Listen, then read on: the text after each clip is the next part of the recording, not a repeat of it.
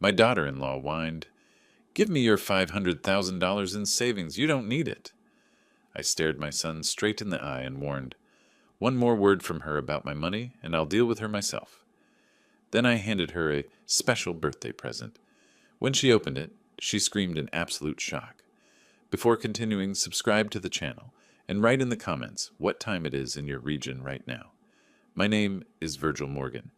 I'm 67 years old, living in Tempe, a neighborhood of Phoenix, Arizona. Spent 38 years as a certified public accountant before I retired, specialized in catching financial fraud. I always believed that honesty and family were the two pillars of a good life. Funny how one of those pillars can rot from the inside while you're busy admiring the paint. My son Patrick wasn't always the man sitting across from me at dinner that evening, avoiding my eyes like a guilty teenager. I remember him at 7 years old, running to show me a drawing he made of our family. 3 stick figures holding hands. "That's you, me, and Mom," he'd said, beaming with pride. That boy grew into a decent young man. Then 5 years ago, he met Danielle Patterson, as she was then. Now Danielle Morgan, my daughter-in-law. She's 34, works as a financial consultant at some mid-tier investment firm. Beautiful woman, I'll give her that. Blonde hair, always perfectly styled. Designer clothes that probably cost more than most people's monthly rent, and a smile that could sell ice to someone living in the Arctic. But I've audited enough companies to know that the prettiest balance sheets sometimes hide the ugliest truth. The first year of their relationship, she played the part perfectly. Sweet, considerate, always asking about my day. "Mr. Morgan, would you like more coffee?" "Mr. Morgan, Patrick told me you collect antique watches. I'd love to hear about them sometime." I actually liked her back then. Thought my son had found someone special. The change was gradual. After the wedding, Mr. Morgan became just Virgil, spoken with a slight edge. The questions about my day stopped. The visits became less frequent, then obligatory. Patrick started canceling our weekly chess games. "Danielle planned something," he'd say, apologetic. "You understand, right, Dad?" I understood, all right. I understood exactly what was happening. I've seen this pattern before, just never in my own home. The isolation technique. Separate the target from their support system, make them dependent on you alone. Classic manipulation. I kept my mouth shut, hoping Patrick would see it himself. That was my first mistake. By the 3rd year of their marriage, they'd moved into my house. Patrick's idea, he claimed. "Just temporarily, Dad, until we save enough for a down payment." Danielle smiled beside him, playing the grateful daughter-in-law. I agreed because he's my son, and what father wouldn't help his child? That was 2 years ago. They're still here. My 3-story house on East Pinchot Avenue, worth $670,000, became their rent-free palace while they saved money. I noticed they weren't exactly cutting back on the lifestyle, though. New car for Danielle every 2 years. Designer bags, weekend trips to San Diego and Las Vegas. But who was I to judge? It was my son's marriage. His life. Then came that evening, March 12th, a Thursday. I'd made pot roast, something I'd perfected over the years of living alone after becoming a widower. Patrick and Danielle came down to dinner at 7. The tension was immediate. I could feel it in the air like static before a lightning strike. We ate in silence for the first 10 minutes. I'm a man who appreciates quiet, but this wasn't peaceful silence. This was the kind of silence that precedes an explosion. Danielle kept glancing at Patrick, some kind of silent communication passing between them. He kept his eyes on his plate, pushing food around like a child who didn't want to eat his vegetables. Finally, she set down her fork with deliberate precision. The sound of silver on porcelain echoed in the dining room. "Virgil," she said, her voice carrying that particular tone wealthy people use when they're about to ask for money from someone they consider beneath them. "We need to talk about your financial situation." I continued cutting my roast. "My financial situation is just fine, Danielle. Thank you for your concern." "That's not what I mean." She leaned forward, and I could see the calculation in her eyes. This wasn't a spontaneous conversation. She'd rehearsed this. "You're 67 years old. You have $500,000 sitting in savings and investments, doing basically nothing." I set down my knife and fork, looked at her directly. "And how exactly do you know the details of my savings?" She waved her hand dismissively. Patrick mentioned it. I turned to my son. He was staring at his plate like it held the secrets of the universe. Didn't say a word. Didn't even look up. The point is, Danielle continued, her voice rising slightly with impatience, you're retired. You're not going to use that money. You don't travel. You don't buy anything expensive. You just sit here in this house, working on your little watches. She said, little watches, the way someone might say toy trains to a child. Those little watches are antique timepieces worth... Nobody cares, Virgil. Her mask slipped for just a moment, showing the contempt underneath. What matters is that you're hoarding money you'll never spend, while Patrick and I are trying to build our future. We found a beautiful house in Scottsdale, $850,000. We need a down payment of at least $170,000, but with your $500,000, we could put down more, get better mortgage terms, have money left over for renovations. The audacity of it took my breath away, not the request itself, but the entitlement.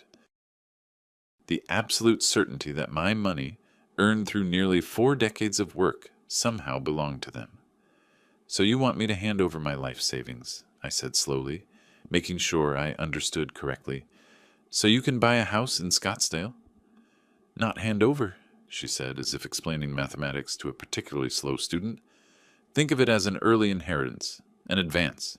You're going to leave it to Patrick anyway, right? So why make us wait until you're dead? Give it to us now, when we can actually use it. The silence that followed felt like falling into a void. I looked at Patrick, my son, the boy I'd raised, put through college, supported through every stumbling block in his life. He still wouldn't meet my eyes. Patrick, I said quietly, you agree with this? He opened his mouth, closed it, opened it again. Dad, it's just, we've been working so hard, and this opportunity? Answer the question. Do you believe I should give you $500,000 because your wife demands it? Danielle slammed her hand on the table. Don't twist this, Virgil. You're an old man living alone in a house too big for you, sitting on money you don't need. We're young. We have our whole lives ahead of us. The money is wasted on you.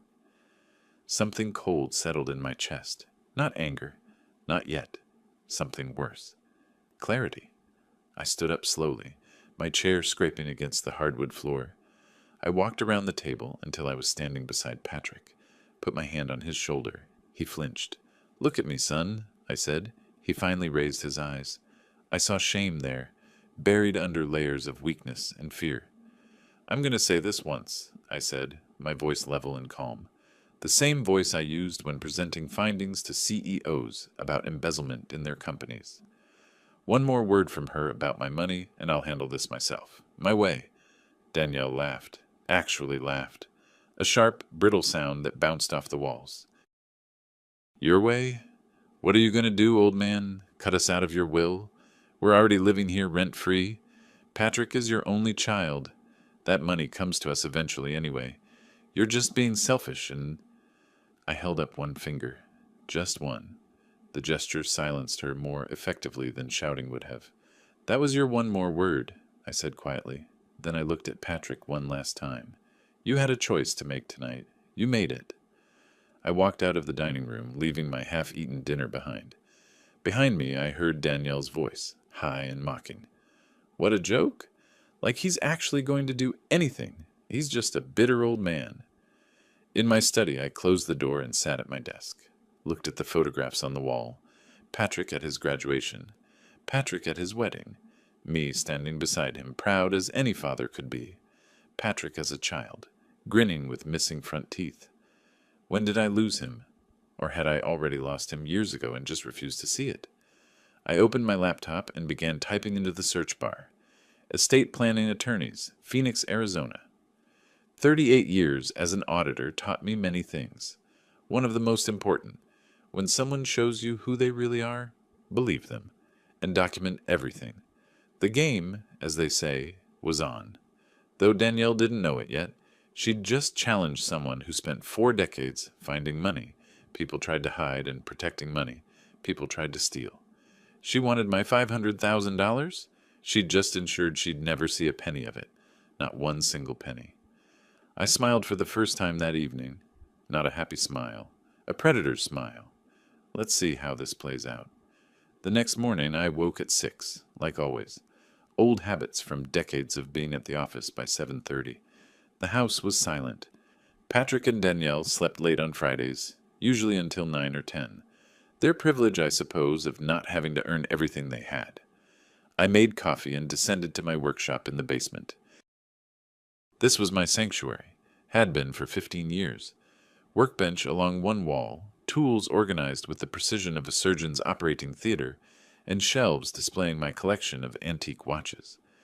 53 timepieces, ranging from an 1890 Waltham pocket watch to a 1965 Omega Seamaster. Each one I'd restored myself, learning the craft after retirement. Patience, precision, attention to microscopic detail. Skills that translate well to other pursuits. That morning I had a 1947 Belova on the bench. The balance wheel needed adjustment. Delicate work requiring steady hands and absolute focus. I sat down, pulled the magnifying lamp close, and picked up my tweezers. But I couldn't concentrate. My mind kept replaying the previous evening. Danielle's contemptuous voice, Patrick's silence. That silence hurt worse than her words. In 37 years of raising him alone, I'd never imagined he could sit there and say nothing, while someone demanded I surrender my life savings, like I was some obstacle to be removed. I set down the tweezers and leaned back in my chair. When did it start going wrong? I traced the timeline backward in my mind. 5 years ago, Patrick brought Danielle to meet me for the first time. We'd gone to a restaurant downtown, nothing fancy but nice enough. She'd been charming that evening, asking intelligent questions about my work, laughing at my stories about catching embezzlers. "Patrick says you have a mind like a steel trap," she'd said, smiling. "I can see why." I'd liked her, genuinely liked her. The engagement came 4 months later. Fast, I thought, but young people move quickly these days. The wedding was small, elegant. I paid for half, though they hadn't asked me to. Wanted to. Patrick looked so happy standing at that altar. First year of marriage, everything seemed fine. They visited regularly. Danielle brought homemade cookies once, claimed she'd baked them herself. Later found the bakery box in the trash, but I never mentioned it. Small deception, harmless really. Second year, the visits became shorter, less frequent. Danielle started making small comments. "This house is so old-fashioned, Virgil. Haven't you thought about updating? Do you really need all this space just for yourself? When I'm older, I hope I'm not stuck in the past like some people." That last one stung, though she'd laughed like it was a joke. Patrick had laughed too, nervously. Third year, they moved in. Patrick lost his previous job due to company downsizing. Just temporary, he'd promised. Danielle had just smiled, already measuring the rooms with her eyes like she owned them. I remembered one specific evening about 6 months after they moved in. I'd been in my workshop, working on a 1952 Longines. Patrick had come down, standing at the bottom of the stairs, looking uncomfortable. "Dad, can we talk?" "Of course. Come sit." He'd sat at the stool opposite my workbench, picking at a loose thread on his sleeve. "Danielle thinks, we were wondering if you'd consider signing the house over to us. You know, for estate planning purposes. Avoid probate fees later." I looked at him for a long moment. "Son, probate fees in Arizona are minimal, and I'm 64 years old, in perfect health. I plan to live here for many more years." "Right, yeah, of course." He stood quickly. "Forget I mentioned it." Danielle thought what? Nothing. Never mind. He'd left without meeting my eyes. I should have recognized the pattern then. But hope is a powerful blindfold. I picked up the Belova again, forcing myself to focus. The familiar rhythm of the work usually calmed me, but not today. Today, every tick of every watch on my shelves felt like a countdown to something. By noon, I'd made my decision. I picked up my phone and searched for the Arizona Association of Certified Public Accountants. Found the referral service, called the number. "I need a recommendation for an estate planning attorney," I told the receptionist, "someone who specializes in asset protection." She gave me 3 names. I called the first one. No answer. Second one, receptionist said he was on vacation for 2 weeks. Third name, Gerald Martinez. "Martinez Law Office, how may I help you?" "My name is Virgil Morgan. I'm a retired CPA, and I need to speak with Mr. Martinez about estate planning, specifically asset protection strategies. Mr. Martinez has an opening Monday morning at 10. Would that work? 3 days. I could wait 3 days. Perfect. After hanging up, I heard footsteps upstairs. The ceiling creaked as someone walked from bedroom to kitchen. Water running, coffee maker starting. They were awake. I stayed in my workshop. Let them wonder where I was. Let them think about last night. Or not think about it, which seemed more likely. Around 2 in the afternoon, I heard my name called from the top of the basement stairs. Virgil? Are you down there? Danielle's voice. I didn't answer. Virgil, I know you can hear me. Stop being childish. Childish. The woman who demanded $500,000 at dinner was calling me childish. I heard Patrick's voice, quieter. Maybe we should just leave him alone. No, we need to settle this. I'm not living with this tension. I climbed the stairs slowly. They were both standing in the kitchen. Danielle had her arms crossed, foot tapping impatiently. Patrick stood behind her, looking anywhere but at me. We need to talk, Danielle announced. I believe we talked quite enough last night. Look, I may have come on a bit strong, but you need to understand our position. We're trying to build a life here, and you're sitting on resources that could what? Buy you a bigger house, a newer car? What exactly do you need that you don't have? Her face flushed. This isn't about need. It's about what we deserve. Patrick is your son, your only child. That money should what, Danielle? Should automatically be yours because you married him? Should I just hand over everything I worked 40 years to earn because you think you deserve it more than I do? You're deliberately misunderstanding. I understand perfectly. I turned to Patrick. Do you have anything to say? Anything at all? He opened his mouth. I actually felt a flicker of hope. Maybe he'd finally stand up, say something, anything to show he still had a spine. Dad, you know we love you, and we appreciate everything you've done. It's just, times are hard, and if you could help us out, just this once. The hope died. He wasn't going to stand up, not to her, maybe not ever. Times are hard, I repeated flatly. You live in my house, rent-free. Drive cars worth $40,000 each. Take vacations. Buy designer clothes. But times are hard. Danielle's eyes narrowed. You know what? Forget it. We'll figure it out ourselves. We don't need your money or your guilt trips. She grabbed Patrick's arm and pulled him toward the stairs. He followed like a puppet. I stood in the empty kitchen for a long time after they left. That evening I made a list. Not an emotional list, a practical one. The kind I used to make when auditing a company with suspected fraud. Assets, $500,000 in savings and investments. House worth $670,000. Owned outright. Monthly pension of $3,200. Social Security of $2,100. No debts. Liabilities, none financial. But the emotional liability sitting upstairs in my guest bedroom, that was considerable. Options. Traditional will could be contested. Living trust offered some protection, but not enough. If I simply disinherited them, Patrick might actually grow a spine and fight it, manipulated by Danielle's fury. I needed something more elegant, something irrevocable, something that would protect my assets absolutely, while ensuring they served a purpose I believed in. I spent the weekend researching charitable remainder trusts, life estates. Irrevocable trusts. Asset protection strategies I'd seen companies use to shield resources from creditors and hostile takeovers. By Sunday evening, I had the skeleton of a plan. Monday morning, I'd flesh it out with professional help. Patrick and Danielle avoided me all weekend. Fine by me. Let them stew. Let them plan their Scottsdale mansion and dream about my money. Dreams are free, after all. Sunday night, I returned to my workshop. The Belova was finally running perfectly, keeping time with mechanical precision. I held it to my ear, listening to the steady tick-tick-tick. Patience. Precision. Attention to detail. Danielle thought she'd won by intimidating an old man. Patrick thought his silence would somehow make everything work out. They were both wrong. I had 3 days before my appointment with the attorney. 3 days to refine my strategy. 3 days to build something unbreakable.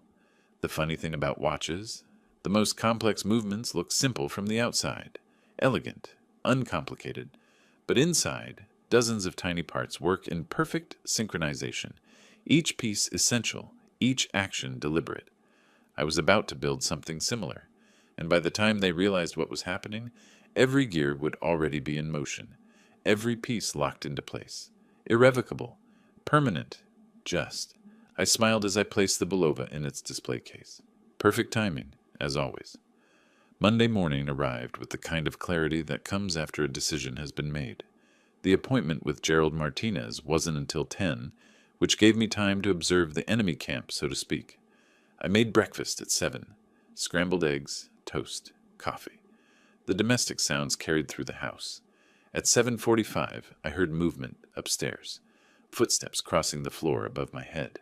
The shower. Running. Danielle, getting ready for work. Patrick came down first, around 8:15. He stopped in the kitchen doorway when he saw me at the table, reading the newspaper like it was any other morning. "Morning, Dad," he said carefully, like approaching a dog that might bite. "Morning." I didn't look up from the financial section. He poured coffee, the silence stretching between us like a rubber band ready to snap. I could feel him wanting to say something, working up the courage. Finally, "About the other night?" "What about it?"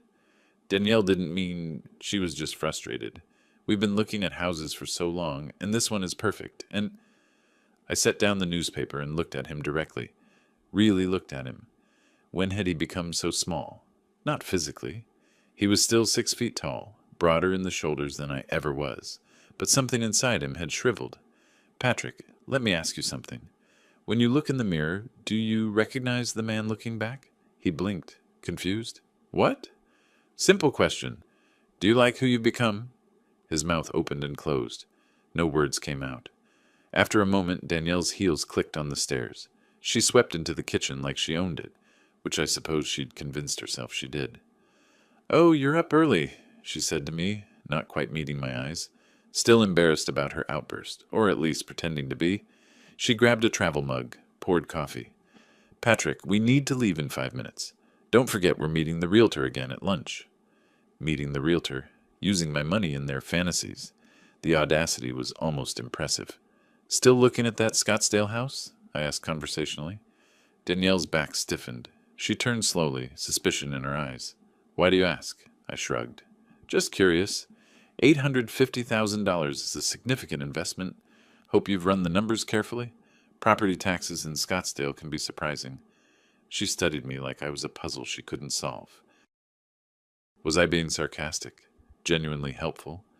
Finally, she decided I was just a harmless old man offering unsolicited advice. "We've run all the numbers," she said coolly. "Multiple times. It's a sound investment." "With what down payment?"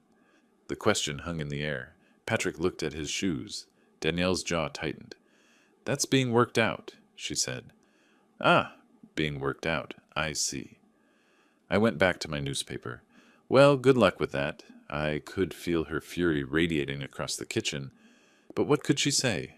I hadn't refused anything, hadn't promised anything. I'd simply wished them luck. They left 10 minutes later. Through the window, I watched Danielle's BMW pull out of the driveway too fast, tires squealing slightly. Temper, temper. The house settled into silence. I washed my breakfast dishes, methodical and slow, every action deliberate. Then I went to my study and pulled out a small recording device I'd ordered online the week before. About the size of a USB drive. Voice activated. Could record up to 40 hours on a single charge. I'd been an auditor for 38 years. Documentation wasn't just a habit, it was religion. Every important meeting, every significant conversation, I had learned to record everything. CYA, we called it in the business. Cover your assets. I placed 3 of these devices in strategic locations. One in the living room bookshelf, one in the kitchen cabinet, one in the dining room buffet. All hidden, all legal. Arizona is a one-party consent state for recording. Since it was my house, my consent was all that mattered. If Danielle wanted to keep discussing my money when I wasn't around, I'd at least have a record of it. The meeting with Martinez was everything I'd hoped for. His office occupied the 5th floor of a building in downtown Phoenix, views of the city spreading in every direction. He was perhaps 55, graying at the temples, with the careful manner of someone who'd spent decades navigating legal complexities. "Mr. Morgan," he said, shaking my hand firmly, "your message said you needed asset protection advice. Tell me about your situation." I laid it out clinically, the facts only. My son and daughter-in-law living in my house rent-free for 2 years. The demand for $500,000.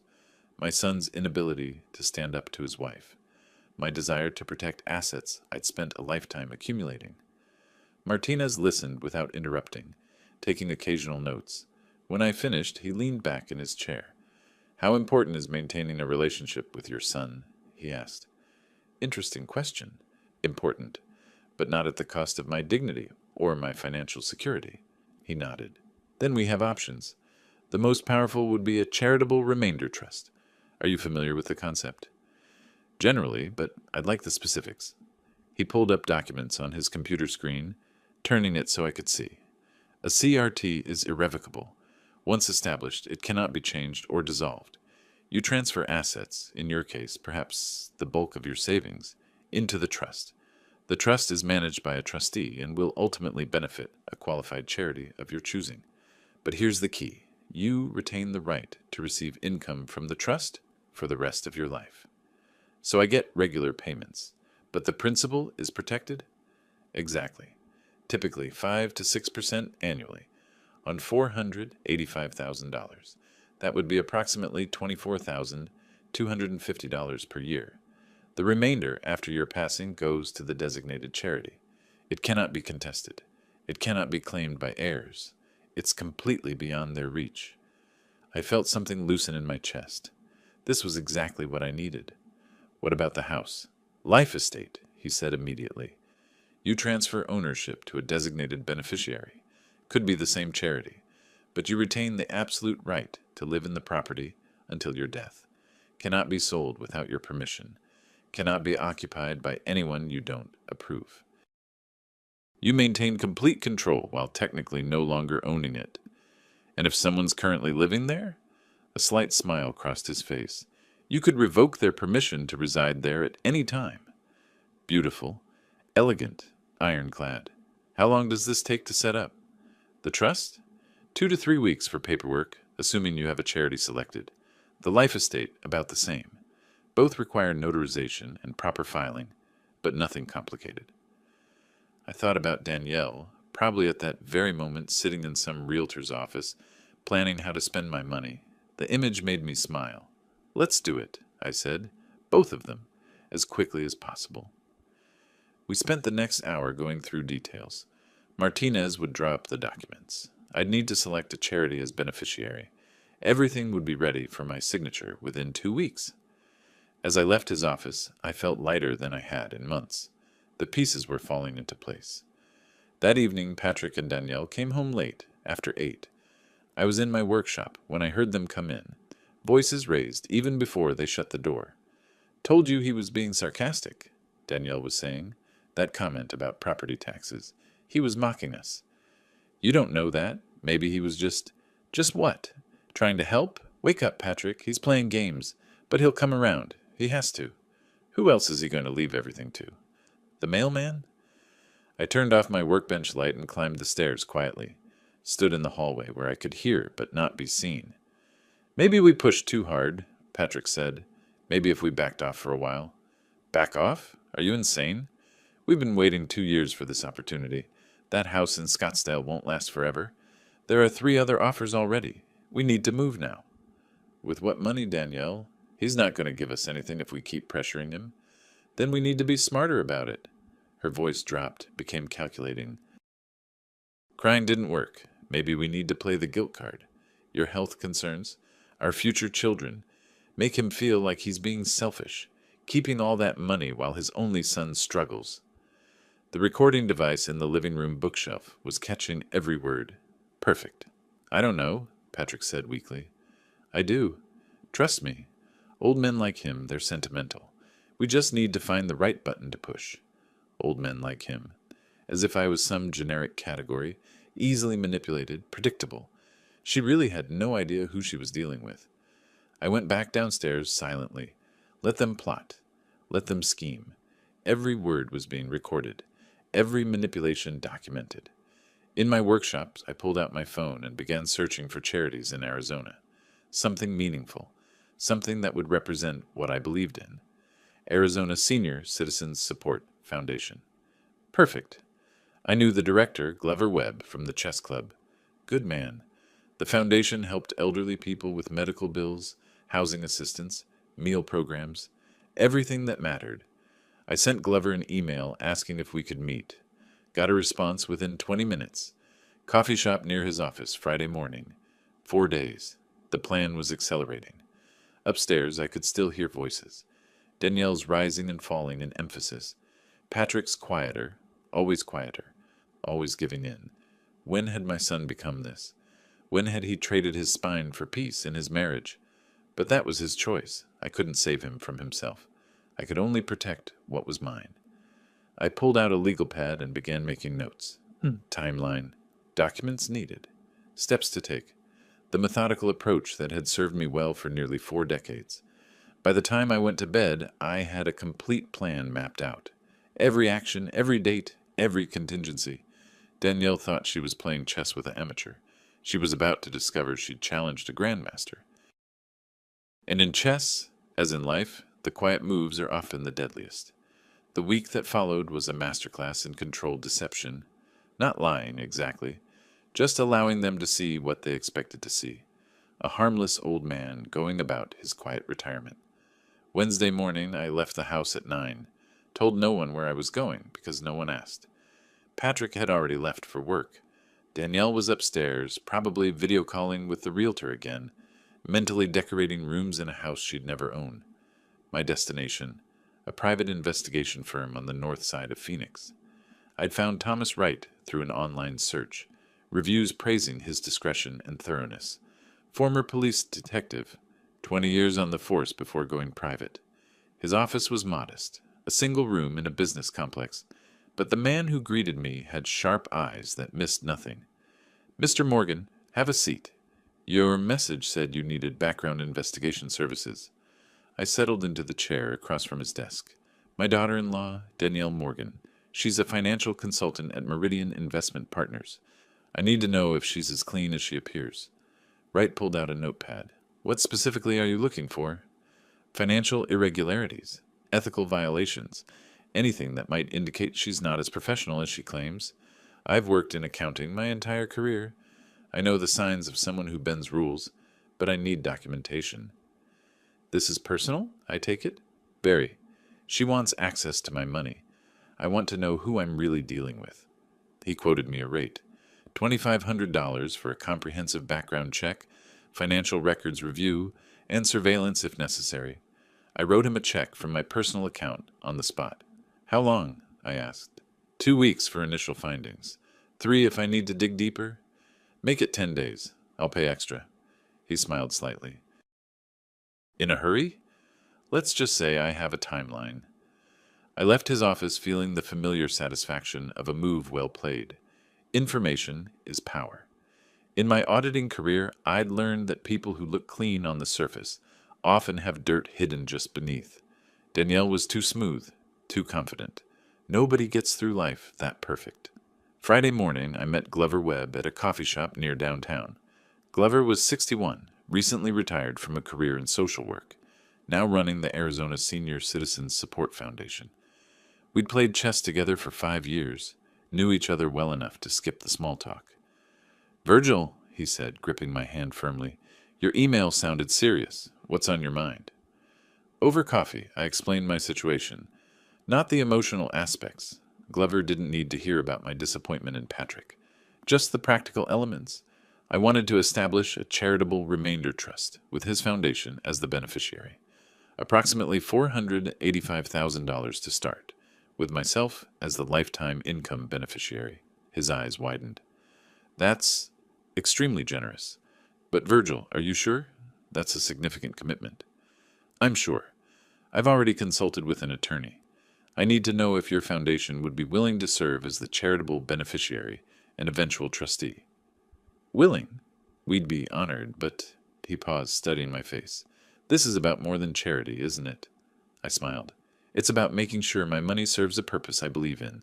Your foundation helps people like me, seniors who need assistance, dignity, support. That matters more to me than leaving wealth to people who see me as an obstacle. Understanding crossed his face. Family trouble? You could say that. I won't pry, but yes, absolutely, we'd be honored to work with you on this. Our lawyer can coordinate with yours to draw up the documents. We spent the next hour discussing details, the Foundation's mission, how the trust would work.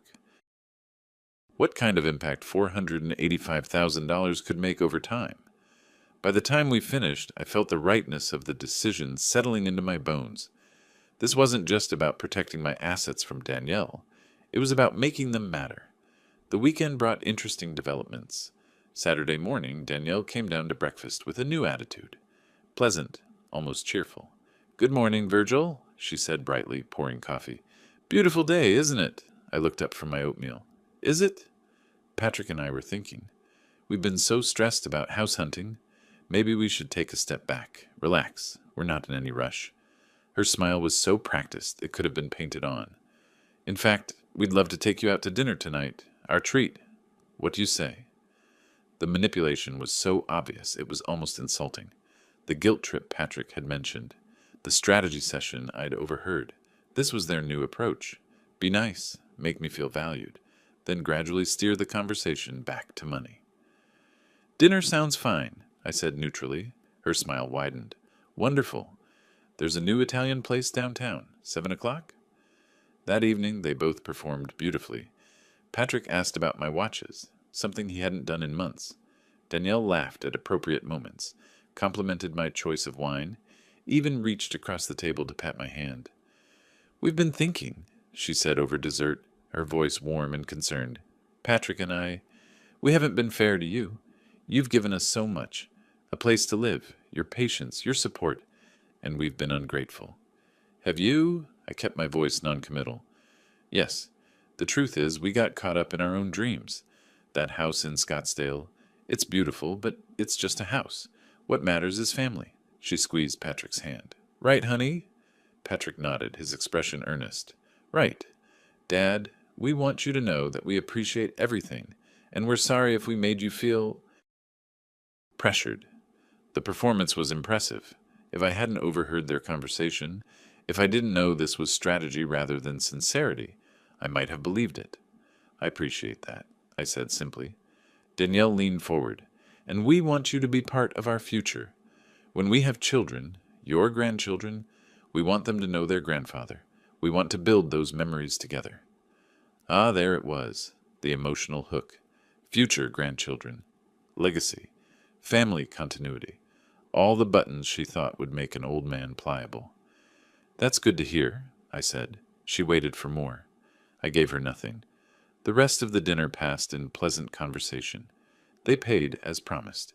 We drove home in Patrick's car, Danielle chattering about potential vacation destinations, how nice it would be to travel together as a family. In my study later that night, I checked the recordings.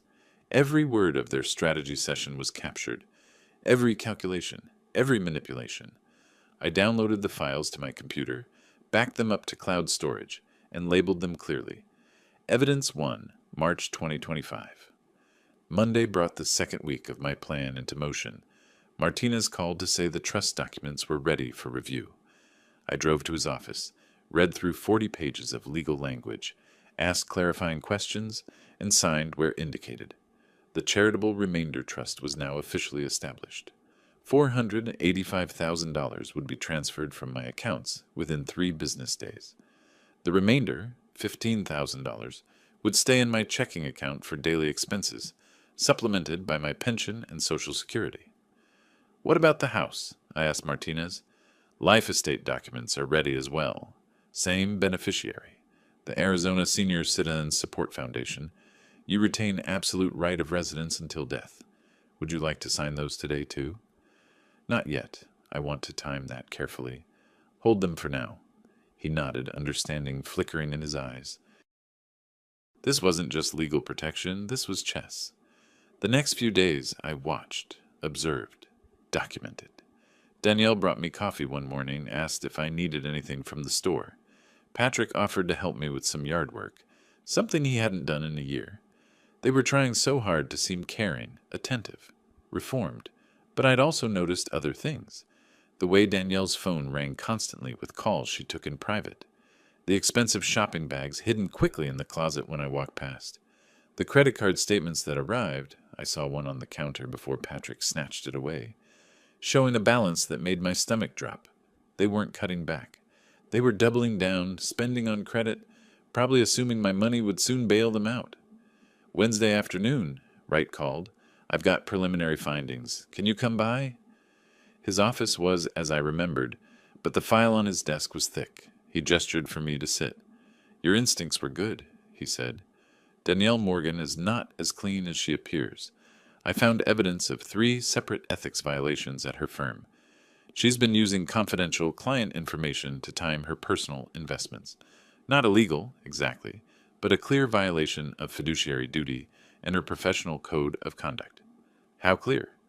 Clear enough that if reported to the Arizona Financial Services Ethics Board, she'd face investigation and likely license suspension. He slid documents across the desk. Dates, transactions, client names redacted for privacy. But the pattern is obvious. I flipped through the papers. Each page was a nail in the coffin of her credibility. There's more, Wright continued. Credit card debt.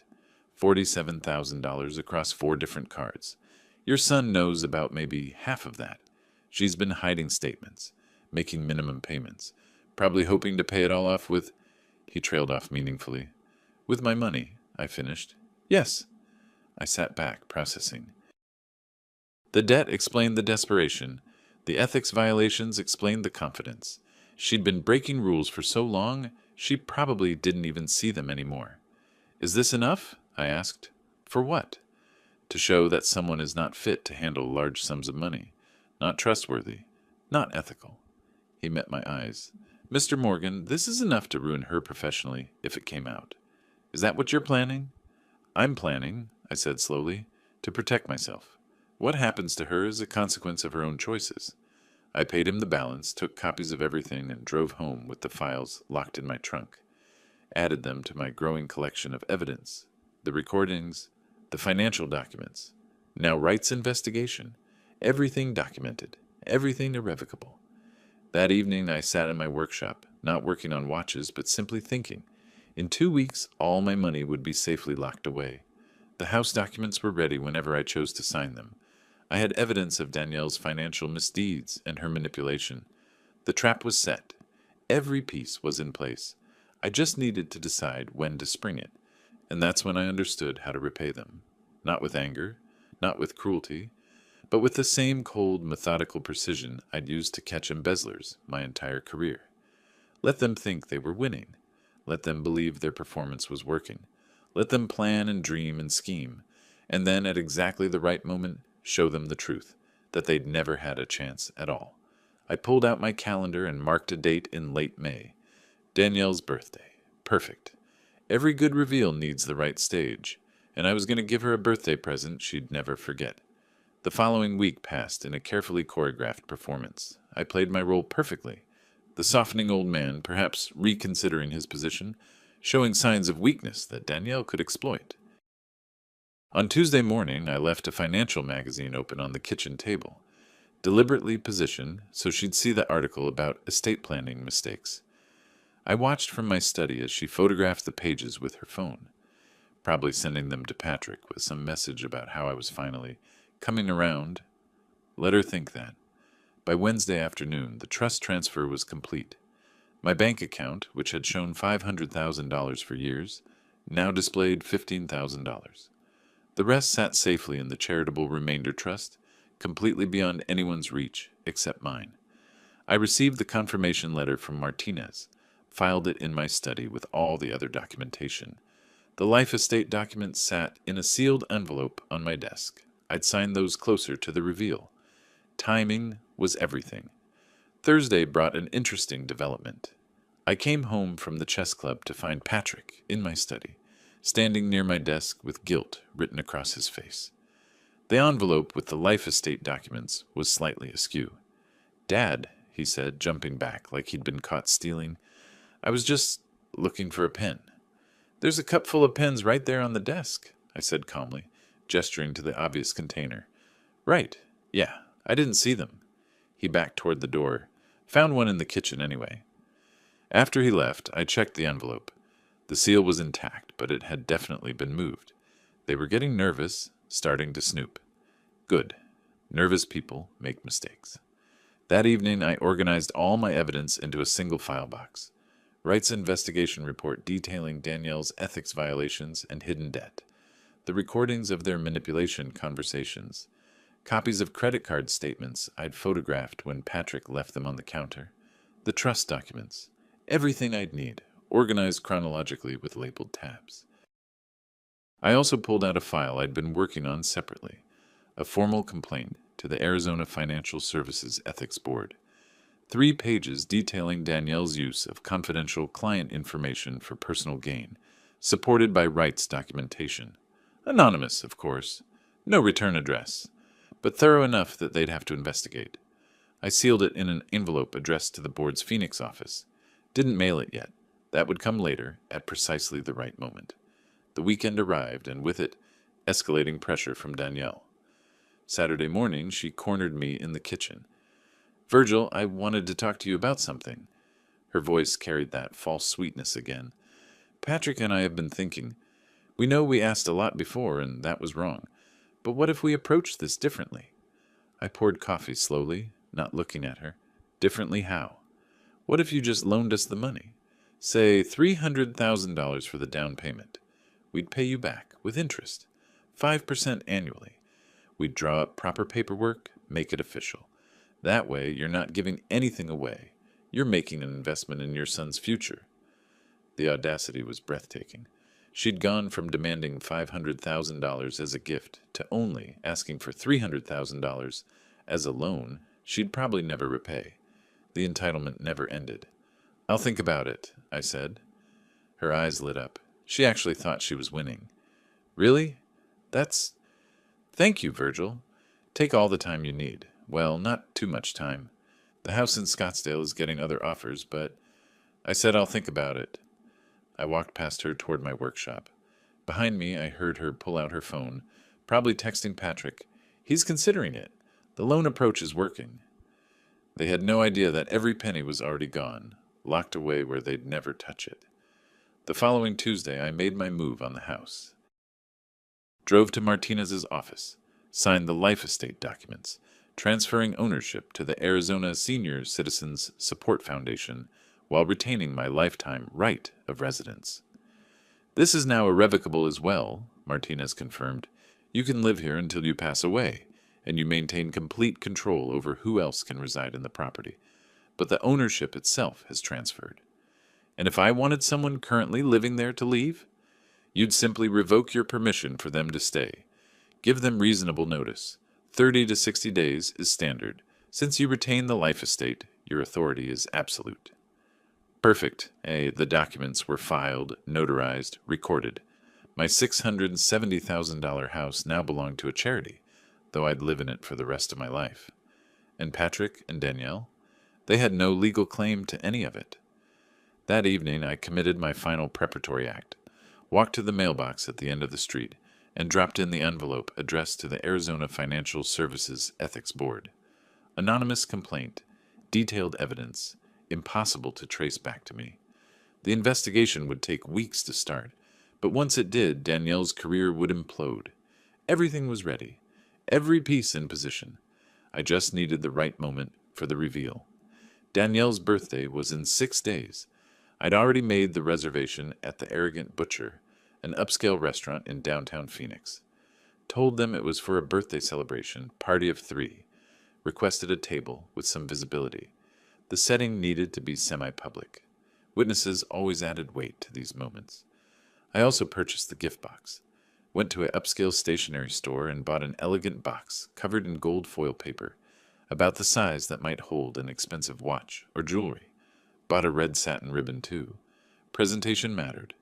At home, I assembled the contents carefully. The trust documents, showing the $485,000 transfer.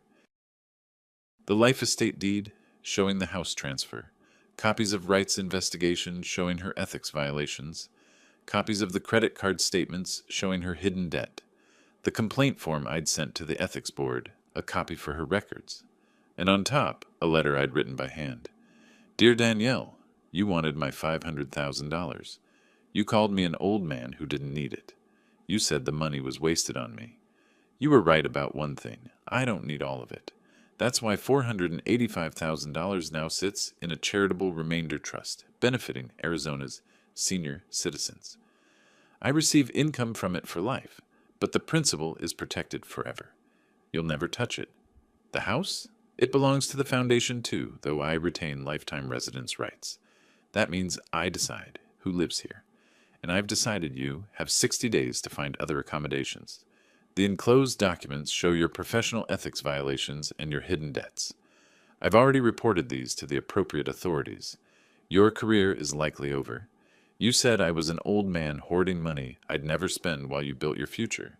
The truth is, I built my future over 38 years of honest work. You tried to steal it in 5 minutes of entitlement. Consider this an education in consequences. With justice, not regards, Virgil Morgan. I read it over 3 times, made one small edit, then printed it on quality stationery, folded it precisely and placed it on top of the documents in the gift box. Added the ribbon. The package sat in my study, waiting. 6 days until her birthday. 6 days until she opened it in a restaurant full of people and realized she'd lost everything. I found myself smiling as I worked on a vintage Rolex that evening. The mechanism was complex, dozens of tiny parts working in synchronization. Remove one key component, and the whole thing stopped working. Danielle's plan had been the same. She'd built this elaborate scheme: isolate Patrick, move into my house, manipulate me emotionally, create urgency around the Scottsdale house, position herself as the grateful daughter-in-law. But she'd made a critical error. She'd assumed I was a simple mechanism, easily understood and manipulated.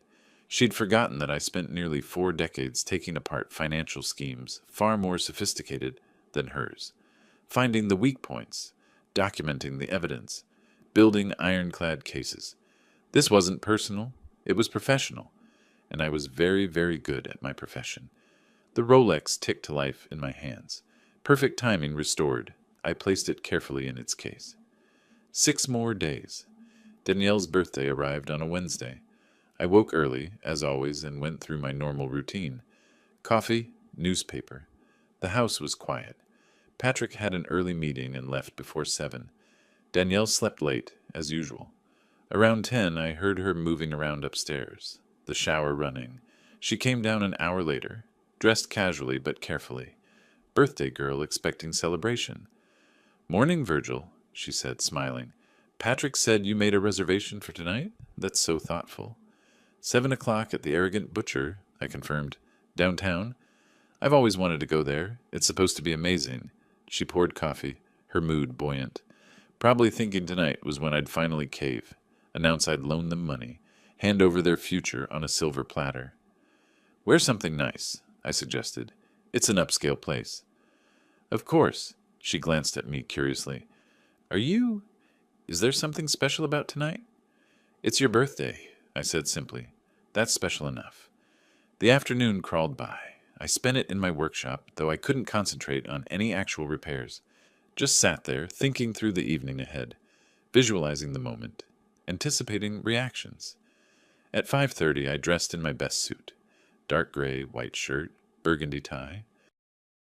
Polished shoes. When you deliver justice, you do it with dignity.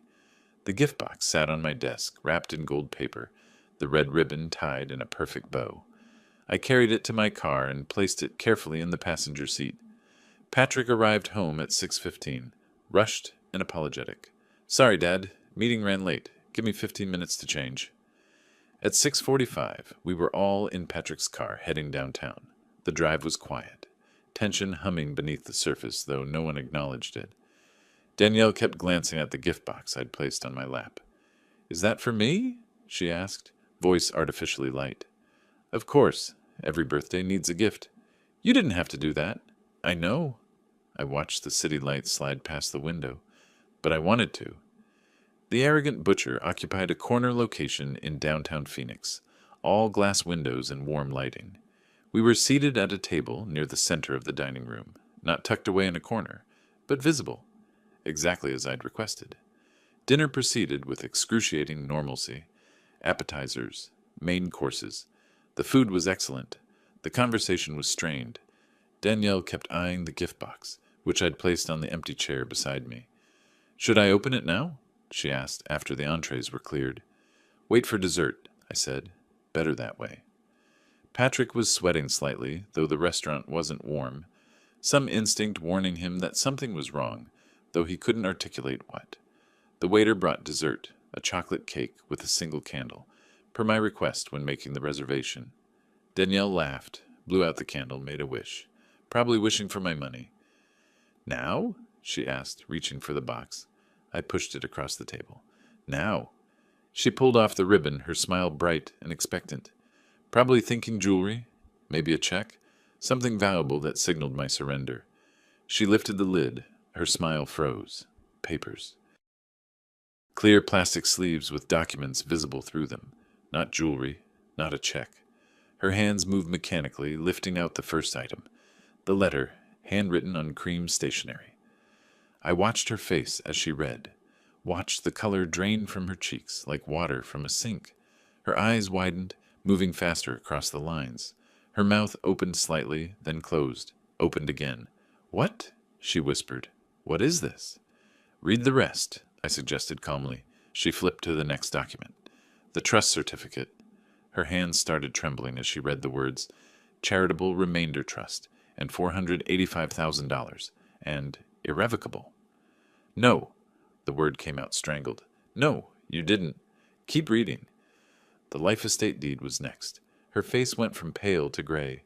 She looked up at me, and for the first time I saw genuine fear in her eyes. "You gave away the house?" Her voice rose, attracting glances from nearby tables. "You gave away—" "I transferred ownership while retaining lifetime residence rights," I corrected. "The distinction is important. And yes." Patrick had grabbed some of the papers, reading frantically. His face matched hers now, that same bloodless shock. "Dad, what did you do?" he asked, voice barely above a whisper. Danielle was still digging through the box. She found Wright's investigation report. Her hands shook so violently the papers rustled. When she got to the section about her ethics violations, she made a sound somewhere between a gasp and a sob. "How did you—" She couldn't finish the sentence. "Professional investigation," I said. "Very thorough. You've been using client information for personal trades. That's a terminable offense. The report's already been filed with the Ethics Board. I imagine you'll hear from them soon." "You reported me?" Her voice cracked. "You're trying to destroy my career?" "I'm not trying anything. I've already done it. Your career destroyed itself when you broke professional ethics codes. I just documented it." She was crying now, mascara running down her cheeks. Several nearby tables were watching openly. Patrick sat frozen, papers scattered in front of him, his face a mask of disbelief. "The money," he said. "All of it? Protected. Irrevocably. You can't contest it, can't claim it, can't touch it. I receive income from the trust for life. After I'm gone, it funds senior citizens programs. Seems more useful than buying you a house in Scottsdale." Danielle's hands clenched into fists. The fear in her eyes transformed into rage. "You spiteful old man! You did this to punish me for asking for help? For wanting a better life?" "No," I said quietly. "I did this because you demanded what wasn't yours, called me useless, manipulated my son, and plotted to steal from me the moment you thought I'd surrendered. You wanted my money? You demonstrated exactly why you'd never deserve it." "We're family," she practically shouted. Half the restaurant was watching now. "You're supposed to help family. Family doesn't call me a useless old man hoarding money I don't need. Family doesn't move into my house rent-free and then demand I finance their lifestyle. Family doesn't hide $47,000 in debt while planning to steal my life savings." Patrick's head snapped up. "47,000. What 47,000? I gestured to the credit card statements in the pile. "Your wife's secret debt. 4 cards you don't know about. She was planning to use my money to pay them off without telling you." Patrick grabbed the statements, face going even paler if that was possible. Danielle, is this real? She wasn't looking at him. She was staring at me with pure hatred, tears streaming down her face, chest heaving.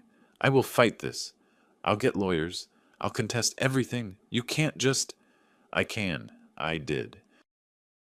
And your lawyers will tell you the same thing mine already confirmed. It's legal, it's irrevocable, and it's done. I stood, pulling out my wallet and dropping $200 bills on the table. That should cover dinner. Enjoy the rest of your birthday. I looked at Patrick one last time. You have 60 days to find other housing. Life estate rights are mine alone. I'm revoking your permission to live in my house. Dad, his voice broke. You had every opportunity to stand up for what was right. You chose silence. That was your choice. This is mine. I walked out of the restaurant, leaving them sitting there surrounded by the wreckage of their plans. The gift box, the papers, the truth they couldn't escape. Behind me I heard Danielle's voice, high and desperate. Someone help us. He's stealing our inheritance. Someone.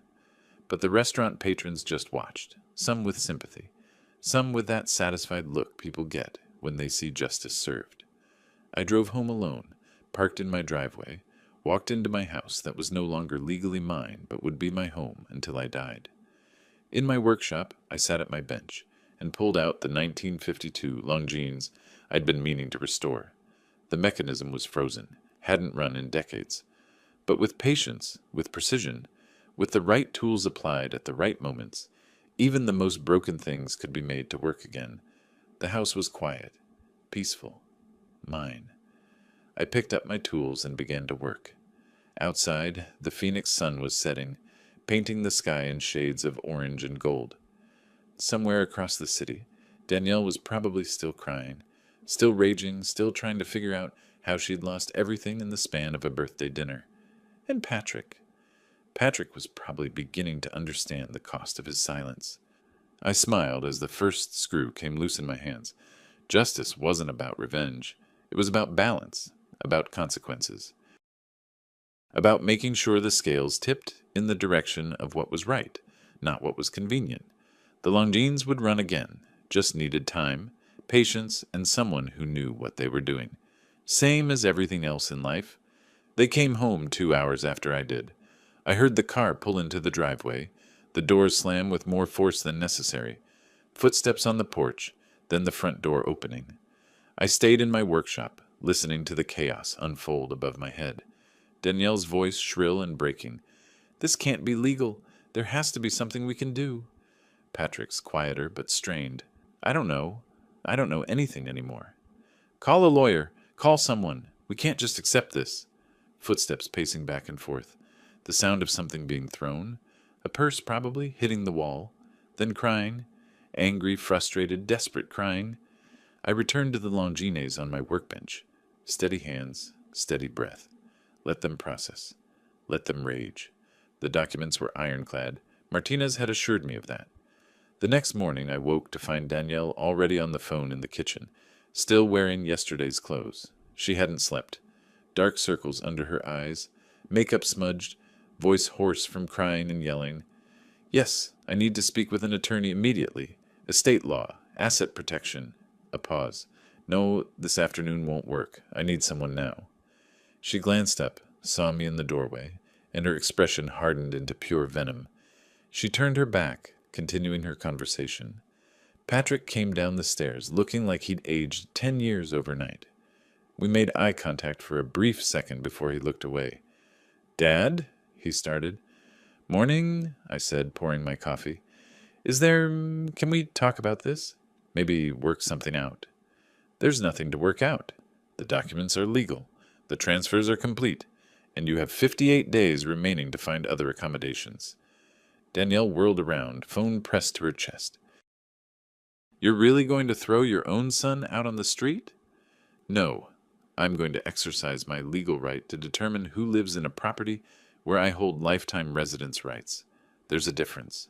You're a monster, she hissed. I'm a man who protected his assets from people who felt entitled to them. If that makes me a monster in your eyes, I can live with that assessment. She made an inarticulate sound of fury and stormed upstairs, phone still in hand. Over the next few days, the house became a war zone. Not physical, They weren't stupid enough for that, but emotional. Danielle found an attorney, someone from a mid-tier firm who specialized in estate disputes. His name was Raymond Blake, and he charged $400 an hour to tell her what Martinez had already told me. Everything was legal. I know this because I heard her screaming into her phone. What do you mean there's nothing we can do? He gave away $500,000. The house is worth over $500,000. That's our inheritance. Blake's response was apparently unsatisfactory. More screaming followed. The phone hit the wall. Patrick tried to calm her down, his voice a desperate murmur I couldn't quite make out. That Friday, exactly 1 week after the birthday dinner, Danielle received a certified letter. I was home when it arrived. Saw the return address. Arizona Financial Services Ethics Board. She opened it in the kitchen, hands shaking. Read the first few lines and sank into a chair like her legs had given out. No, she whispered. No, no, no. Patrick read over her shoulder. What is this? Investigation? Evidence of professional misconduct? He reported me. Her voice was dead, flat. That investigation he mentioned. He actually filed a formal complaint. Did you... Patrick looked at her. Really looked at her. Did you do what they're accusing you of? The silence stretched long enough to be its own answer. Danielle, it wasn't like that. I just used some market timing information. Information I had access to. It's not illegal. It says here you used confidential client data for personal investment decisions. That's not just market timing. That's... Don't you dare judge me, she shot to her feet. Not after everything I've done for us. I was trying to build our future while you sat around being Daddy's perfect little boy. I never asked you to break ethics rules. You never asked me anything. You just went along with whatever I said because you're too weak to make your own decisions. The words hung in the air between them. Patrick's face crumpled. He turned and walked out of the kitchen without another word. Danielle noticed me standing in the doorway to my study. Our eyes met. Hers were red-rimmed. Wild. You're enjoying this, she said. No, I'm just watching the natural consequences of your choices play out. Natural consequences? You orchestrated this. You planned this whole thing. I protected myself. You created the circumstances that made protection necessary. She grabbed her purse and keys, brushed past me hard enough that I had to catch myself against the doorframe, and left. Her car squealed out of the driveway. Patrick came downstairs 10 minutes later. Found me making lunch. A sandwich. Simple and efficient. Dad, he said. His voice was different. Smaller. I need to talk to you. Then talk. He sat at the kitchen table, put his head in his hands. I'm sorry. For everything. For not standing up to her. For not protecting you. For all of it. I know you are. Is there any way to fix this? I set down my sandwich. Looked at my son, my only child, who I'd raised alone, who I'd loved unconditionally, who had let me down so completely. Patrick, do you understand what you're sorry for? Really understand? I let her treat you badly. I should have said something. You did more than let her treat me badly. You participated. You told her about my finances. You brought her into my home. You stood by silently while she called me useless and demanded I hand over my life savings. You became complicit. I know, and I hate myself for it. Good, you should. That self-awareness is the first step. I picked up my sandwich again, but awareness doesn't undo actions. Trust, once broken, isn't easily repaired. So that's it? You're just done with me. I didn't say that. I said trust isn't easily repaired. That doesn't mean it's impossible. But it takes time, and it requires you to figure out who you are when Danielle isn't pulling your strings. He flinched at that, but didn't argue, maybe because he knew it was true. The 60-day eviction notice stands, I continued. You need to leave. Find your own place. Build your own life. Show me through actions, not words, that you're the man I raised and not the puppet she created. And if I do that, then maybe, in time, we can rebuild something. But Patrick? I mean years, not months. You don't get to apologize and have everything go back to normal. He nodded slowly, tears streaming down his face. I understand. Do you? Because your wife is upstairs right now, probably planning how to manipulate this situation, how to use your relationship with me as leverage, how to guilt me or trick me or pressure me into changing my mind.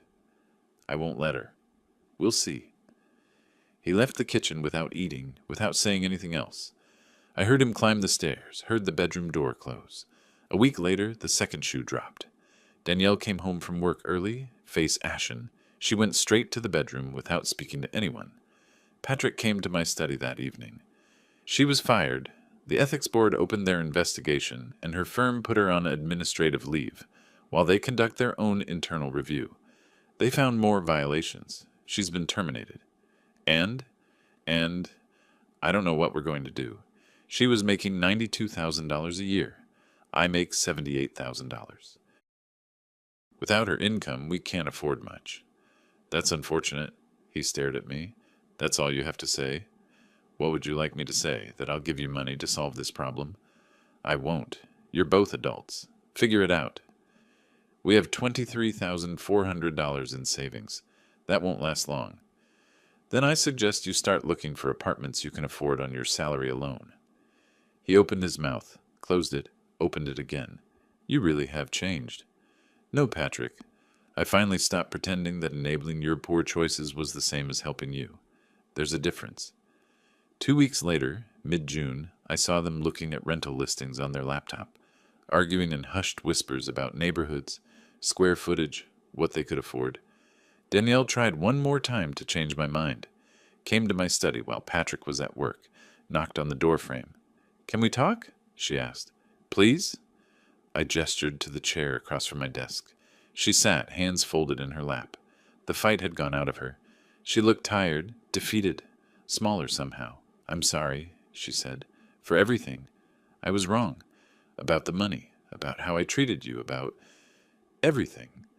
Can we start over? Can we just forget all this and try to be a family? No, she blinked. Just like that? No, just like that. You're not sorry, Danielle. You're sorry you got caught. You're sorry your plan didn't work. If I'd given you that money, we wouldn't be having this conversation.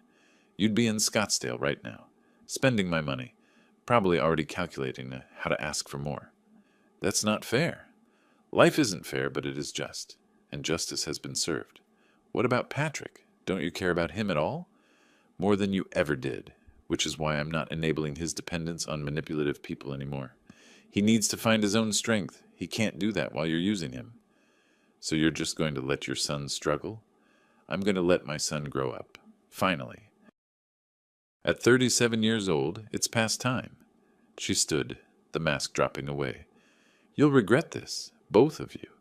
When you're old and alone and dying, you'll wish you'd been kinder. Perhaps. But I'll be old and alone, with my dignity intact, and my resources protecting people who actually deserve help. That's enough for me. She left without another word. By late June, they'd found a place, a 2-bedroom apartment in a less desirable part of Phoenix, $1,850 a month. Not the Scottsdale mansion they'd dreamed of, but what they could afford on Patrick's salary alone. I marked the date on my calendar, July 28th, 60 days from the birthday dinner, their deadline to vacate. The house felt lighter already, knowing they'd soon be gone. Soon it would be mine again, quiet, peaceful, exactly as it should be. July arrived with Phoenix's brutal summer heat, the kind that makes the air shimmer and turns steering wheels into torture devices. The house's air conditioning ran constantly. The atmosphere inside was even more frigid than necessary. Danielle had stopped speaking to me entirely. When we crossed paths, she looked through me like I was a ghost. Patrick tried to maintain some semblance of normalcy, but the strain showed in his face, the way he couldn't quite meet my eyes.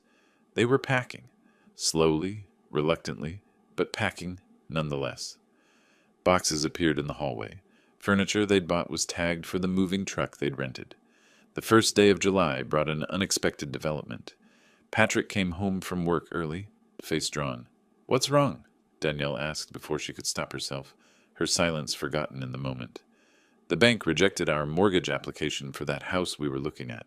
The smaller one, the $320,000 one." "Why? You have good credit. We have the down payment." They said they cited your ethics investigation and job loss as reasons, called you a financial liability. Said they couldn't approve a loan when one borrower is facing professional sanctions. The color drained from her face. But we need that house. The apartment is tiny. We can't live there long term. I know, but they won't approve us. And I called 2 other banks. Same answer. She sank onto the couch, realization washing over her. He didn't just take the money. He destroyed our ability to get more. He didn't destroy anything, Patrick said quietly. You did that yourself when you used client information improperly. Don't you dare. No. No more deflecting. No more blaming him. You made choices. Bad ones. And now we're living with the consequences. It was the first time I'd heard Patrick stand up to her.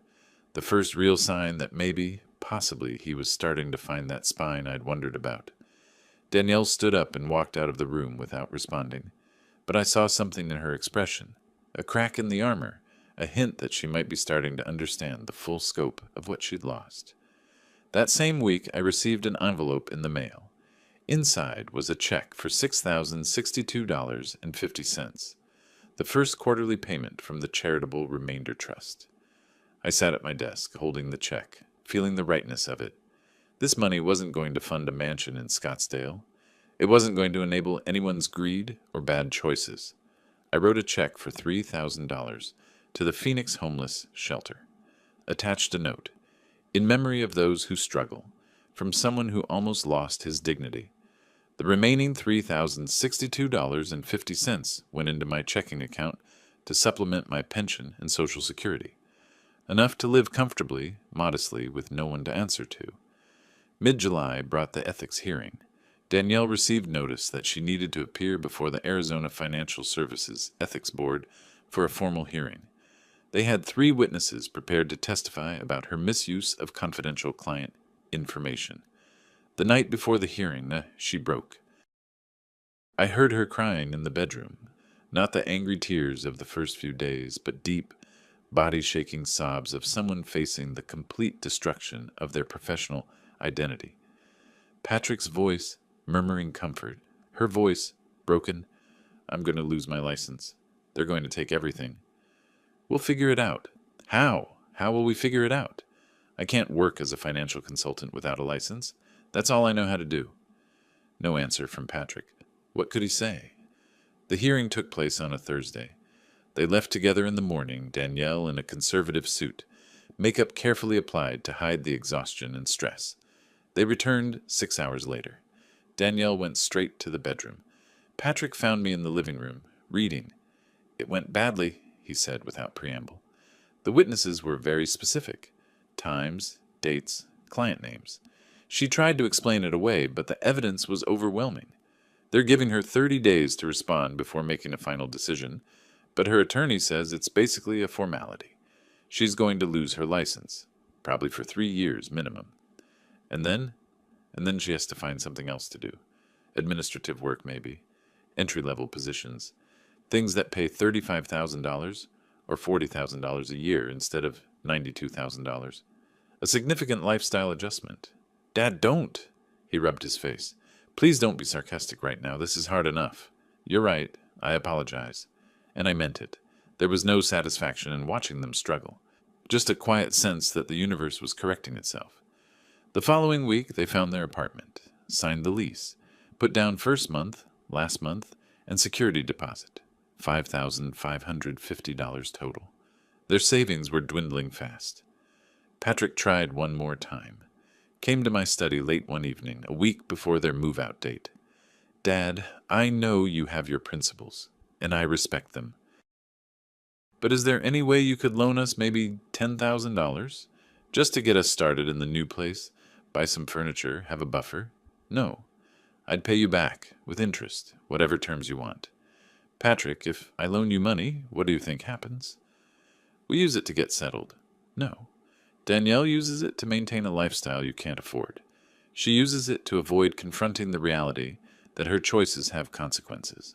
And you use it to avoid standing up to her, because money problems can be solved with money.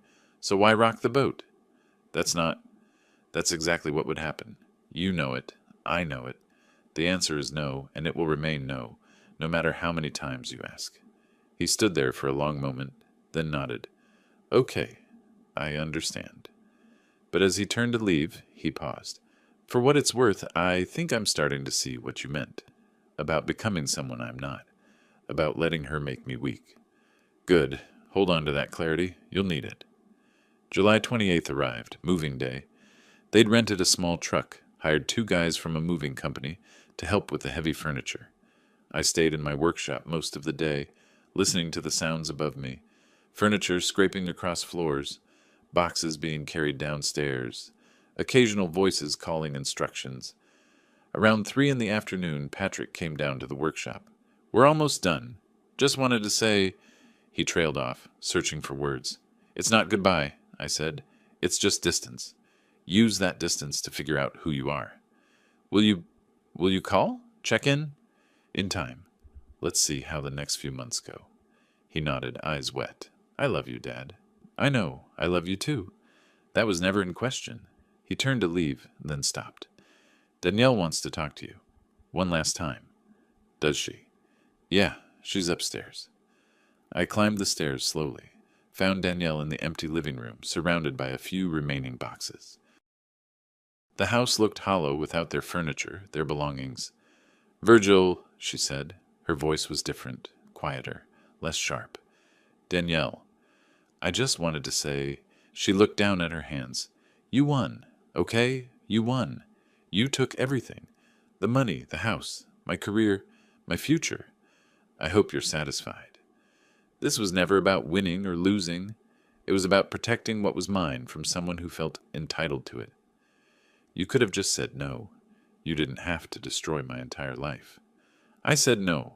You laughed at me. You called me a useless old man. You plotted to manipulate me into giving you everything.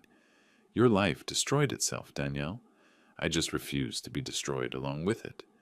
She looked up, and I saw something in her eyes I hadn't seen before. Not anger, not hatred, just exhaustion, and maybe, finally, the beginning of understanding. I hope, she said slowly, that you never have to feel as small as you've made me feel. I felt that small every day you were in my house, demanding my money, treating me like an obstacle. The difference is I didn't deserve it. You did. She flinched, nodded once, picked up her last box and walked toward the door. At the threshold she paused. For what it's worth, I am sorry. Not for getting caught. For actually doing it. For becoming someone who would treat an old man like garbage because I wanted his money. Then learn from it. Be better. She walked out without responding. Patrick came down one last time. We stood in the empty entryway together. The keys are on the kitchen counter, he said. Thank you. Dad, Go. Start your new life. Show me through your actions what your apologies mean. He hugged me, quick, tight, then released me and walked out to where Danielle was waiting in the truck. I watched from the window as they drove away, the small rental truck carrying everything they owned, heading toward an apartment that wasn't a mansion in Scottsdale, toward a future that looked nothing like what they'd planned. The house settled into silence around me. Empty. Mine. The way it should have been all along. I walked through the rooms, noting the space they'd occupied, the absence of their presence. It would take time to make it fully mine again, but I had time. In my workshop, I picked up the Longinus. The mechanism was finally restored, every gear in place, every spring properly tensioned. I wound it carefully, listened to the tick, tick, tick as it came to life after decades of silence. Perfect timing, perfect precision, everything in its proper place. Above me, the house was quiet. No footsteps, no arguments, no Danielle's voice making demands, no Patrick's silence enabling her. Just me, my watches, and the peace I'd fought to preserve. Outside, the phoenix sun beat down on the empty driveway, the grass I'd have to mow myself now, the life I'd have to live alone. But alone with dignity, beat together with exploitation. Every time. I set the Longines on its display stand, admiring the way the sunlight caught the crystal, the elegant sweep of the second hand marking time that belonged to me again. Justice served, balance restored, consequences delivered. The scales were finally even. The first 2 weeks of August passed in a silence so complete, it felt like the house was learning to breathe again.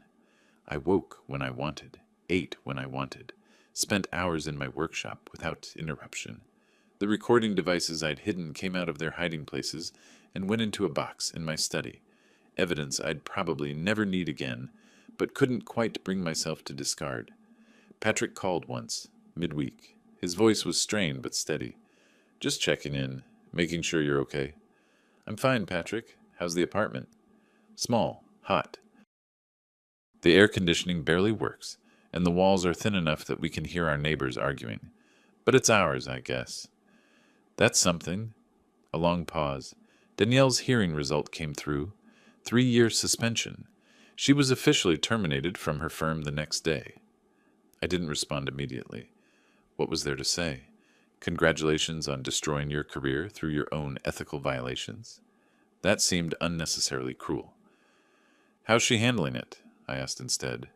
"Not well. She's been applying for administrative positions, receptionist work, office management, things that pay $18 an hour. It's humbling for her. Humility isn't the worst thing a person can learn." "No, I suppose not." Another pause. "Dad, I've been thinking a lot about who I became, about the choices I made, or didn't make. And I'm trying to be better. I told Danielle last week that we're going to marriage counseling, not as a suggestion, as a requirement. If she wants to stay married, we go to therapy." That surprised me. How'd she take it? She agreed. I think losing everything scared her more than she wants to admit. Made her realize that her approach to life wasn't sustainable. Good. That's good, Patrick. I also told her that if she ever disrespects you again, if I ever hear her call you names, or treat you like you're less than human, I'm done. Marriage over. No second chances. I felt something shift in my chest. Not forgiveness exactly, but maybe the foundation for it. That took courage. Should have had that courage 2 years ago, before any of this happened. Maybe. But you have it now. That counts for something. We talked for a few more minutes. Surface conversation about weather and the chess club, and whether I'd watched any good documentaries lately. When we hung up, I sat in my study for a long time, looking at the photographs on the wall. Patrick at 7, holding up a drawing. Patrick at his college graduation, grinning with his degree. Patrick at his wedding, standing beside Danielle, who looked radiant and innocent, and nothing like the woman who demanded my life savings. People change. Sometimes for the worse. But sometimes, if they're lucky and willing to do the work, they can change back. 10 days later, the formal decision arrived from the Arizona Financial Services Ethics Board. Certified mail, official letterhead. I almost didn't open it. It wasn't addressed to me after all, but Patrick had given me permission to handle any mail that arrived for them at my address. 3-year license suspension for Danielle Morgan, effective immediately. Professional misconduct. Breach of client confidentiality. Misuse of privileged information. The language was dry and legal, but the message was clear. Her career as a financial consultant was over. I filed the document in my growing collection. Not out of malice, but out of that same auditor's instinct that had served me for nearly 4 decades. Document everything. Keep records. You never know when you might need proof of what happened. Mid-August brought an unexpected development. Patrick lost his job. He called to tell me, voice flat with exhaustion. Laid off? They said it was performance issues. My sales numbers have been down for 3 months. I've been too distracted, too stressed. They gave me 2 weeks, severance, and a handshake. I'm sorry, Patrick. Are you? The question hung between us like a challenge. Yes, I said honestly. I'm sorry you're suffering. That was never the goal. The goal was protecting myself from exploitation. Your pain is a consequence, but not the objective. I know. I'm sorry. That was unfair. A long sigh. We're down to Danielle's unemployment and my severance pay. Maybe $1,800 a month total. The apartment's $1,850. We're going to burn through our savings in weeks. What will you do? Look for work, both of us, anything we can find. Danielle's got interviews lined up at dental offices, corporate reception desks. I'm applying to retail management positions. Nothing glamorous, but it pays. That's all you can do. Dad, his voice cracked slightly. I know I don't deserve to ask this, and I'm not asking for money, but would you be willing to be a job reference if someone calls? I thought about it. Thought about what I'd say if an employer called asking about Patrick Morgan. Would I lie? Would I damage his chances further out of residual anger? Yes, I said. I'll give you a good reference. You were a good son for 30 years before you became a disappointing one for 2. That history counts. Thank you. He sounded like he might cry. Thank you so much. 3 days later, I received an email from Glover Webb at the Arizona Senior Citizens Support Foundation.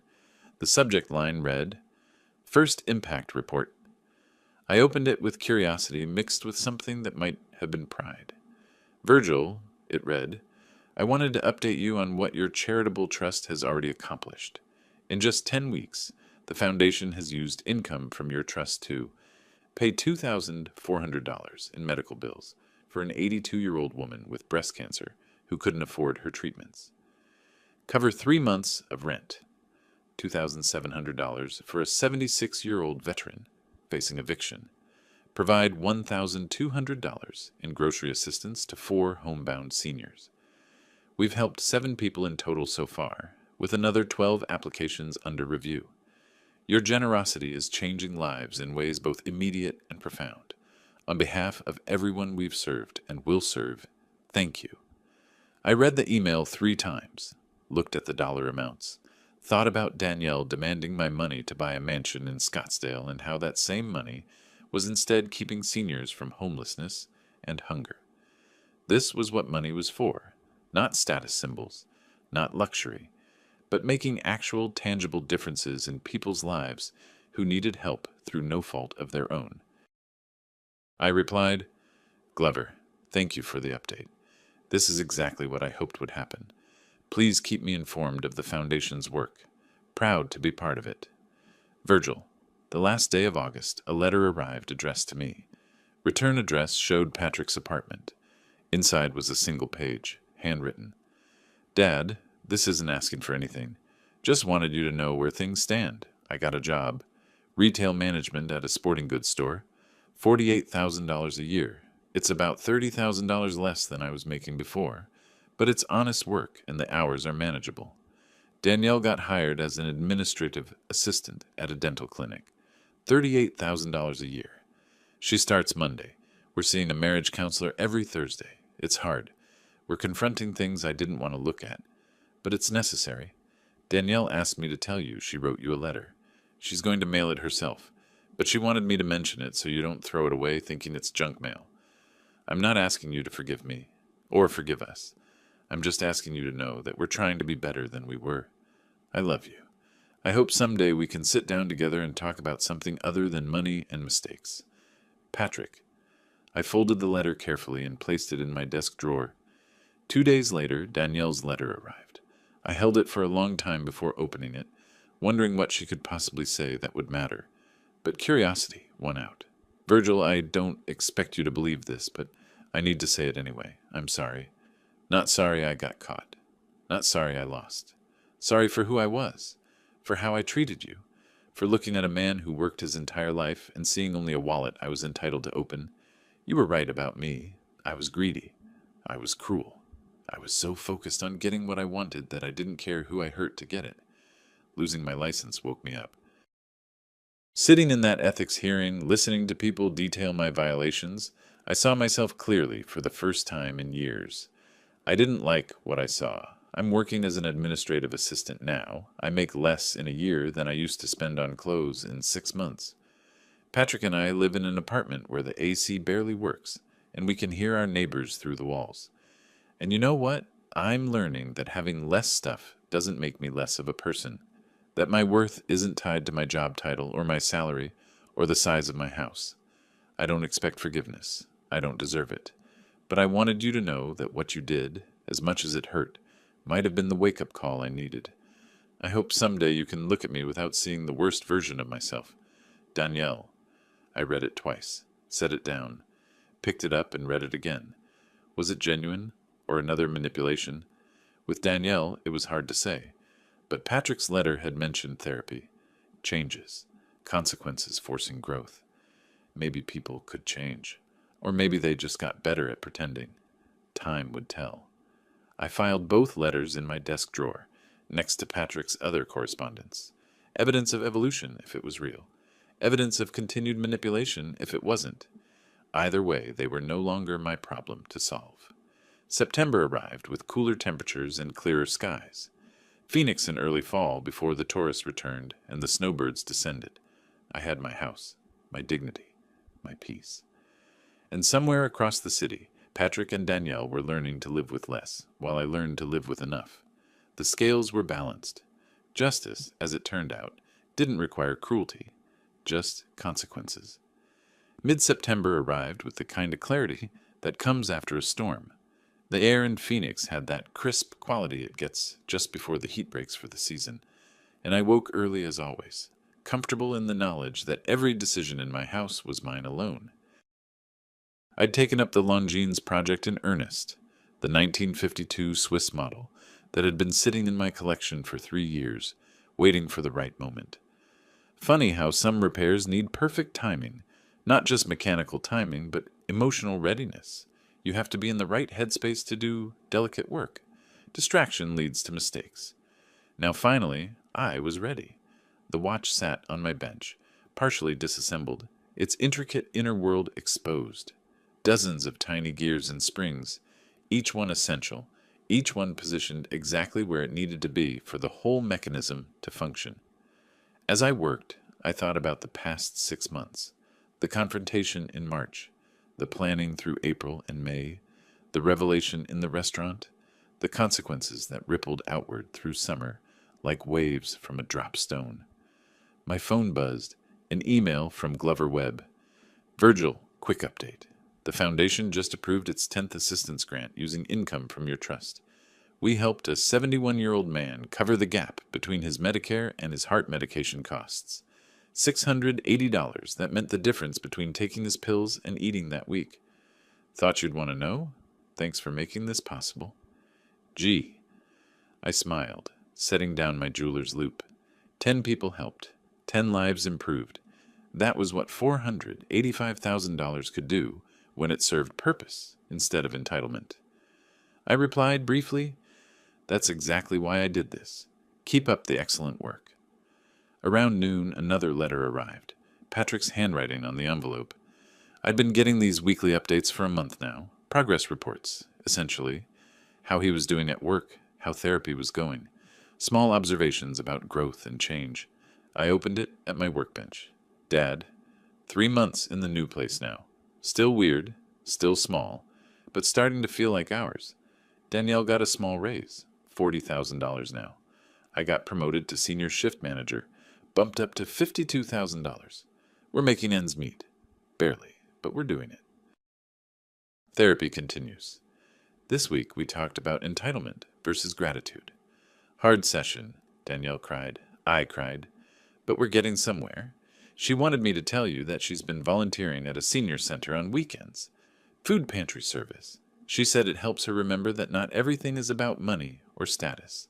That people need dignity and respect more than they need material things. I don't know if you believe she's changing. Some days I'm not sure I believe it, but I see effort. That counts for something. I included a photo, taken at my new job. Not glamorous, but it's honest work. Thought you might want to see that I'm okay. Love always, Patrick. I pulled out the photo. Patrick in a polo shirt with the sporting goods store logo, standing in front of a display of basketballs. He looked older than I remembered, tired around the eyes, but there was something in his expression, a steadiness that hadn't been there before, the look of a man carrying weight he'd finally acknowledged. I set the photo on my desk, propped against the lamp where I could see it while I worked. The Longines was coming together beautifully, each piece sliding into place with satisfying precision. The balance wheel installed, the escapement aligned, the mainspring properly tensioned. Around 3 in the afternoon, I took a break and made coffee. Stood at my kitchen window, looking out at the backyard I'd maintained alone for months now. The grass needed mowing. The garden needed weeding. All tasks I'd handle myself, at my own pace, without anyone demanding my attention or my resources. My phone rang. Patrick. Hey, Dad. Got a minute? Always. I wanted to ask you something, and I want you to be completely honest. Okay. Do you think there's a path forward? For us, I mean. For our relationship? Or did I break it so completely that we're done? I considered the question seriously, thought about everything that had happened. The betrayal, the silence, the compliance with cruelty, but also about the letters, the changes, the effort being made. I think, I said slowly, that broken things can be repaired if someone's willing to do the work, but they're never quite the same as they were before. There's always a reminder of the break, a scar, if you will. I can live with scars if you can. Then yes, there's a path forward, but it's going to take time, a lot of time. I understand. Relief flooded his voice. Thank you. That's all I needed to know. Patrick, one more thing. Yeah, I'm proud of you, for standing up to Danielle, for demanding therapy, for rebuilding your life instead of wallowing. Those are hard things. You're doing them anyway. Silence on the line. Then quietly, thanks, Dad. That means everything. We talked for a few more minutes about inconsequential things. His work, my chess matches, a documentary about watchmaking I'd seen, normal conversation between a father and son, free of tension or desperation. When we hung up, I returned to my workshop and the Longines. By evening, it was complete. Every gear installed, every jewel in place, every spring properly wound. I held the watch to my ear and listened to the tick-tick-tick that marked the resumption of time after decades of silence. Then I set it gently on the testing stand and let it run. Would check it tomorrow to verify timekeeping accuracy. Good work couldn't be rushed. I made dinner, grilled chicken, rice, steamed vegetables. Simple, efficient, exactly what I wanted. Ate at my own table in my own house with no one to challenge my choices or demand explanations. After cleaning up, I moved to my computer and opened my chess program. Glover was online, as usual around this time. We started a game, trading moves while exchanging brief messages about foundation business and upcoming community events. Your trust is making a real difference, Glover typed between moves. Board meeting next month. Want to attend? See what you built?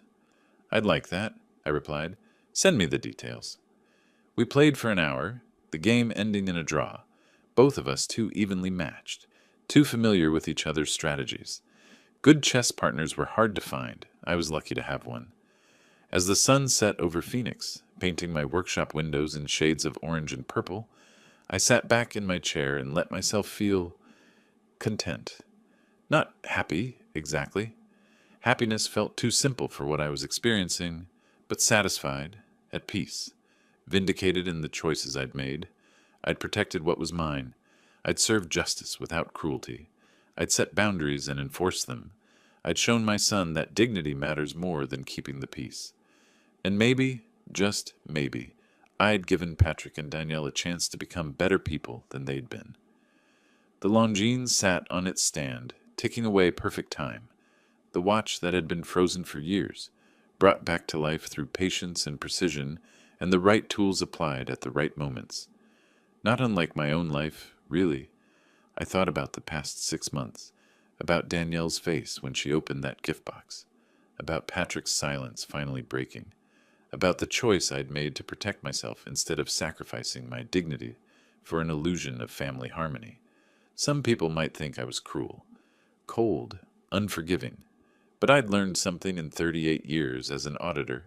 Sometimes the kindest thing you can do is refuse to enable destruction. Sometimes love means letting people face consequences. Sometimes saving someone requires letting them hit bottom. I hadn't destroyed my son's life. I'd saved him from the person he was becoming. The money I'd protected was helping strangers now. People who needed it for survival, not luxury. Seniors who'd worked their entire lives and found themselves struggling anyway. That mattered. That meant something.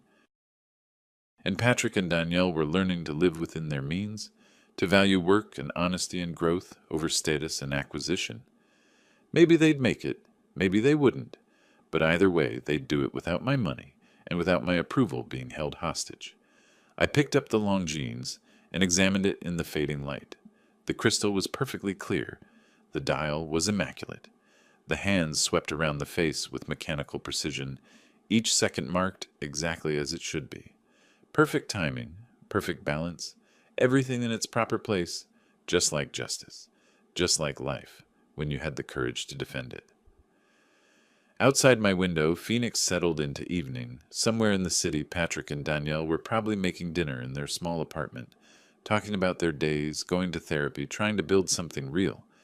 And here I was, in my house that technically belonged to a charity, but would be mine until I died, surrounded by my watches and my peace and my hard-won dignity. The scales were balanced, the scores were settled, the accounts were closed. Justice wasn't about revenge. It was about making sure that consequences matched actions. That greed led to loss. That manipulation led to isolation. That cruelty led to loneliness. But also that growth was possible. That change could happen. That even broken relationships could heal, given enough time and enough honesty. I set the Longines carefully in its display case, next to the Belova I'd repaired back in March when this all started. 2 watches, 2 repairs, 2 resurrections, both keeping perfect time now. I smiled as I turned off the workshop light and headed upstairs. Tomorrow I'd check the Longines for accuracy, play chess with Glover, maybe call Patrick and suggest we meet for coffee sometime next month. But tonight, I'd just sit in my living room, in my house, in my life that I'd fought to preserve, and be grateful that I'd had the wisdom to recognize manipulation and the courage to stop it. Fairness, I'd learned, wasn't about giving everyone what they wanted. It was about giving everyone what they'd earned. And in that regard, I'd been perfectly, precisely, justly fair. The house settled around me, quiet and peaceful and mine. If you liked this story, please like this video, subscribe to the channel, and share your impressions of this story in the comments. To listen to the next story, click on the box on the left. Thank you for watching.